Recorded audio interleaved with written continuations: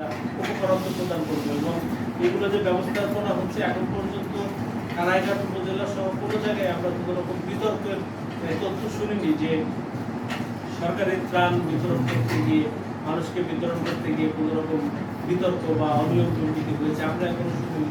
আশা করি সামনের দিনগুলোতে আমরা এরকম শুনবো না, কারণ আমি মনে করি যে এই দুস্থ গরিব অসহায় টাকা যে অনৈতিকভাবে খায় তার পরিবারের কেউ না কেউ এই টাকার ভাগিদার করে, সেই ইফেক্ট এগুলো আমাদের এই সিলেট জেলায় নাই, আশা করি সামনেও হবে না। এবং যে টাকাগুলো আসছে সেগুলো সঠিকভাবে ব্যবস্থাপনা হচ্ছে বলেই মন্ত্রণালয় কিন্তু যখন আমরা চাচ্ছি তখনই আমাদের এবং আমরা শুনছি যে উদ্বোধন কর্তৃপক্ষ মন্ত্রী মহোদয় আবার আসবেন সিলেটে দেখতে যে আসলে বাস্তব পরিস্থিতি কি, তখন আমরা তাদেরকে দেখাবো এবং আমাদের যে ক্ষত তৈরি হচ্ছে এবং সামনে যতদিন থাকবে এগুলো আর কি হবে সেটা আমরা শেষ হয়ে গেলে বুঝতে পারবো। এরপরে আমরা মেরামত এবং সংস্কারের যে কাজগুলো সেগুলো আমরা করব। আমাদের এখানে যে কুইক রেসপন্স টিম আমরা গঠন করছি, আমাদের কিন্তু দুর্যোগ ব্যবস্থাপনা ও ত্রাণ মন্ত্রণালয়ের কিন্তু দুর্যোগ বিষয়ক ইস্তাহার আদেশাবলী রয়েছে 2019 সালে। সেখানে কিন্তু জেলা পর্যায়ে, উপজেলা পর্যায়ে, ইউনিয়ন পর্যায়ে, পৌরসভায় কিন্তু এই কুইক রেসপন্স টিম কিন্তু গঠন করার কথা বলাই আছে।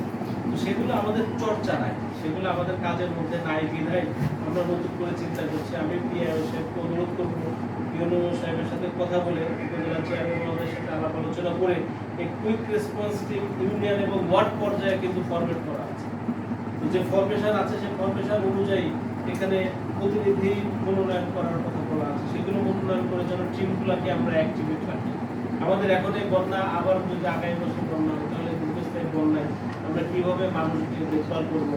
আমাদের মাননীয় প্রধানমন্ত্রী শেখ হাসিনা কন্টিনিউয়াস আমাদের খোঁজখবর নিচ্ছেন সিলেট জেলা।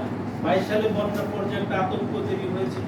এবার আমাদের এই বিভিন্ন উপজেলার চেয়ারম্যান মহোদয়, ইউনিয়ন পরিষদ, স্থানীয় গণ্যমান্য ব্যক্তিবর্গ, আমাদের উপজেলা প্রশাসনের সুদক্ষ নেতৃত্বের কারণে কিন্তু এবার সে আতঙ্কটা তৈরি হয়।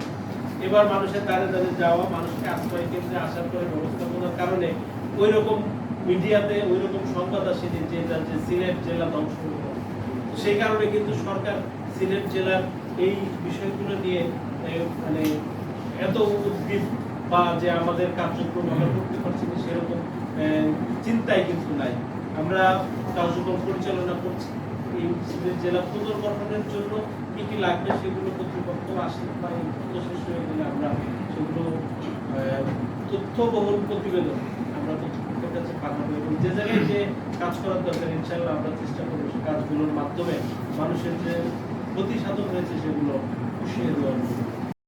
বৃষ্টি নাই, আগামী 2-3 দিন যদি বৃষ্টি না থাকে পানি কমে যাবে, আশা করি পরীক্ষা দিতে পারবো। এই পরীক্ষা সংক্রান্ত এবং অন্যান্য কাজে যার যে কর্মকর্তা সুষ্ঠুভাবে সেগুলো বাস্তবায়ন করবেন। আর আমাদের মূলত উপজেলা কিন্তু জনপ্রতিনিধি যারা আছেন তাদের এখানে উপজেলা পরিষদের চেয়ারম্যান, ভাইস চেয়ারম্যান, ইউনিয়ন পরিষদ চেয়ারম্যান মহোদয় আছেন, স্থানীয় যারা জনপ্রতিনিধি মেয়র মহোদয় আছেন।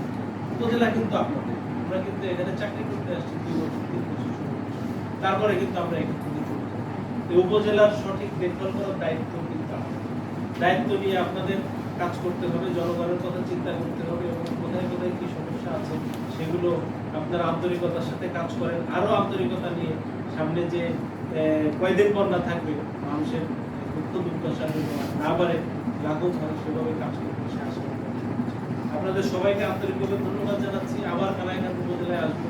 কানাইঘাট উপজেলার মানুষ অত্যন্ত স্বচ্ছ, এখানে কর্মকর্তা বৃন্দ যারা রয়েছেন তাদের মধ্যে সুন্দর সুসম্পর্ক রয়েছে, পারস্পরিক সক্রিয়তার মাধ্যমে কাজ করে যাচ্ছে। সেজন্যই মূলত কানাইঘাটে মানুষজন খুবই কষ্ট পাচ্ছে। তো আপনারা ভালো থাকবেন, আবার দেখা হবে। আর এই সামনের যে কয়েকটা দিন আমরা এই দুর্যোগে থাকবো, সবাই একসাথে সে আশা ব্যক্ত করছি। সবাই ভালো থাকবেন, আবার দেখা হবে।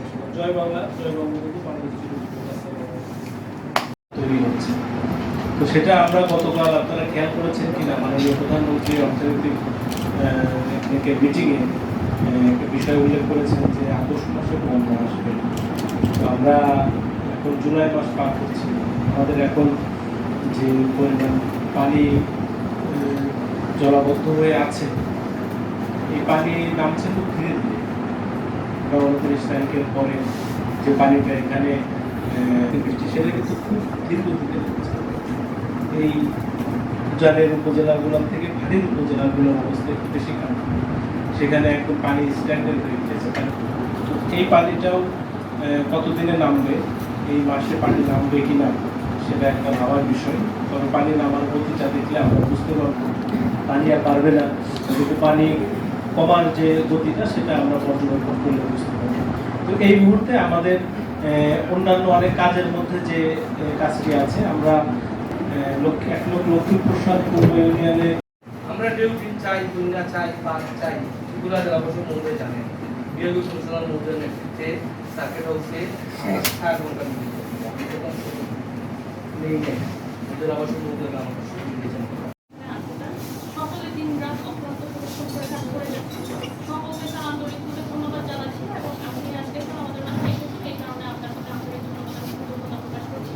আজকে এখানে যারা উপস্থিত আছে সকলকে আন্তরিক ধন্যবাদ জানাচ্ছি। আবারও আপনার নির্দেশনে আমরা কাজ করবো এবং পরবর্তী দুর্যোগকালীন এবং অন্যান্য যে সকল বিষয় আছে সব বিষয়ে আপনার নির্দেশনা মোতাবেক সরকারের নীতি নির্দেশনা মেনে আমরা কাজ করবো স্যার। এই আশাবাদ আমরা ব্যক্ত করছি। আমরা কমিটমেন্ট করছি স্যার আপনার কাছে। সবাইকে ধন্যবাদ। সকলের সুস্বাস্থ্য এবং বিদ্যার কামনা করি স্যার। আপনারা অনুভব করবে আজকের এই সভা ধন্যবাদ সবাইকে। যাচ্ছি না, মূলত সেই ক্ষতগুলো যেগুলো বন্যার কারণে সৃষ্টি হয়েছে সেগুলো মেরামত করার সময় এখনো আসেনি। আমাদের এই গত 29 তারিখ থেকে এখন পর্যন্ত আমরা 3টা ধাপে চলমান বন্যায় আমরা আক্রান্ত। পানি বাড়ছে, পানি বাড়ার কারণে আমাদের এখানে পানির যে কার্যক্রমগুলো বাঁধ সংস্কার এবং আমাদের চেয়ারম্যান মহোদয় যেটা বললেন যে এখানে টাকা বরাদ্দ আছে, কাজ করলে টাকা পাবে। তো সেই কাজগুলো আসলে যে পানির যে প্রবাহ এবং